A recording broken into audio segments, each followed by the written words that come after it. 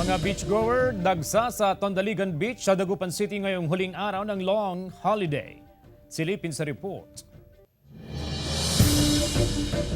Jam-pack ang Tondaligan Beach sa Dagupan City dahil sa dami ng beachgoer na dumayo sa baybayin upang doon i-enjoy ang huling araw ng long holiday.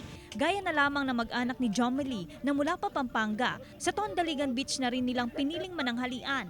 Pumunta rin kami sa Manawag, nagsimba kami. Yun, pumasyal sa mga tito. Tapos naisipan na rin namin mag-swimming kasi sa Pampanga walang beach. Punuan ang mga shed dahil sa dagsa ng mga naliligo sa dagat. Malapiesta ang sitwasyon sa lugar. Opo, masaya po kami kasi maraming naliligo po. Marami po kaming kita din. Ngayon lang po bumabawi po. Kasama rin ito sa iniikutan ngayon ng PNP at iba pang otoridad.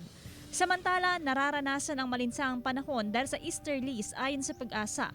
Yung hangin na naranasan po natin ngayon ay galing dito sa East Pacifico. So yung sea surface ng temperature po noon, nagdudulot po ito ng mga na malinsangan na hangin. Kasama yung sinag ng aring-araw, so nakakaroon tayo ng ganyang malinsangan na panahon. Normal lang daw ito ayon sa Pag-asa.